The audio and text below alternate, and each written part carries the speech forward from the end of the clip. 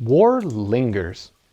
If you're an invader, if your country declares a new war every decade, it can be hard to realize the true extent of the damage that you've left behind.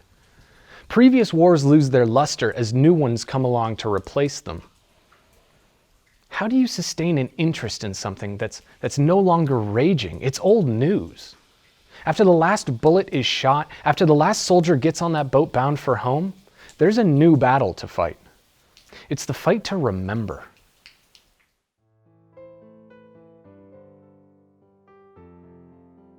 Laos is the most bombed country on Earth. They can't help but remember.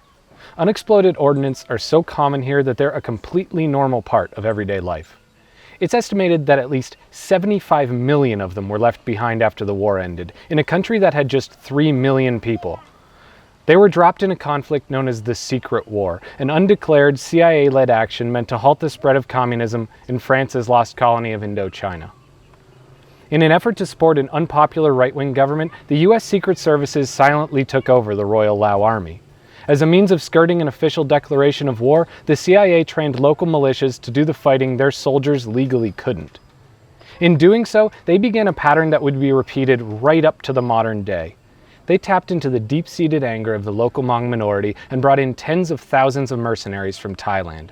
As their grip on the legitimate government came to a close with a neutralist coup, they began providing training, weapons, and eventually aerial chemical warfare to support a nationwide guerrilla rebellion.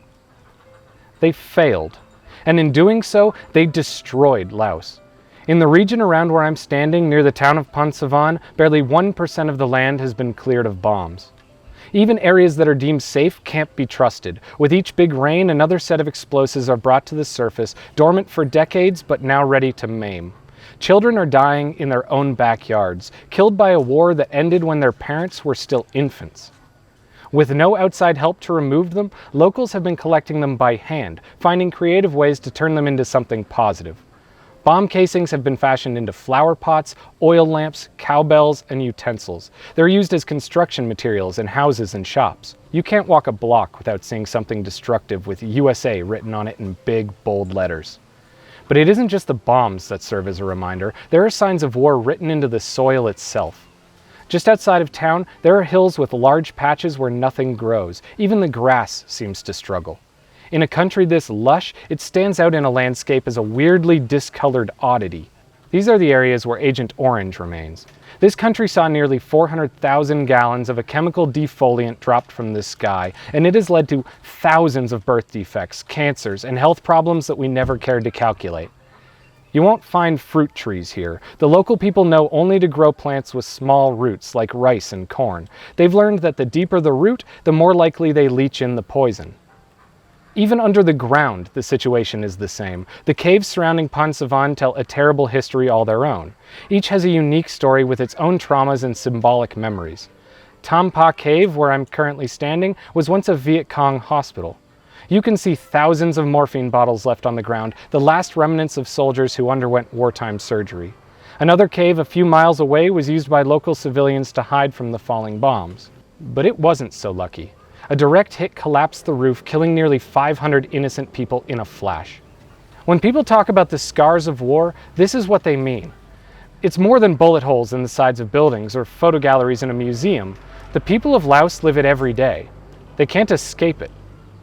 But people here have no interest in talking about the past. It's a taboo to discuss the war or the problems that it's causing in society. This is a shy, conservative culture. For the Lao people who lived through it and are still facing it every single day, there's no benefit to discussing what happened here. But of course, silence doesn't mean that the problem disappears. Even with increased foreign investment, it will probably be more than a half-century before Laos cleans up completely. Perhaps longer still. But they are cleaning. Piece by piece, they're picking up these instruments of destruction and turning them into an economy. Russian tanks left to rot have long since been stripped of any easy-to-carry metals. Fuel tanks from American bombers have been repurposed as pontoons in riverboats. Scrap metal, gunpowder, and shell casings are sold to businesses that specialize in war recycling. They don't want to keep the reminders. They want to sell them, to turn them into symbols of peace. And in doing so, they're slowly losing the objects that let newcomers come face to face with what happened here. And that's what I really want to talk about, because as horrible as it is for the people here, I think it's a memory we shouldn't forget. In removing their personal trauma, they're erasing an example that more people need to see and understand. What happened here is the foundation of a pattern that has been repeated too often since. The recent civil wars of Afghanistan, Syria, and Iraq, among many others, share strong similarities to what happened to Laos.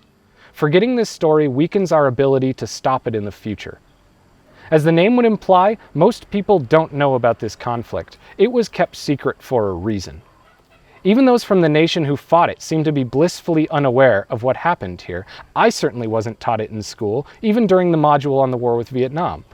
And perhaps it's changed since then, but my education stopped at the border. This is a conflict we'd simply rather forget. So if we're going to remember this history, I think it can only be done here, in Laos.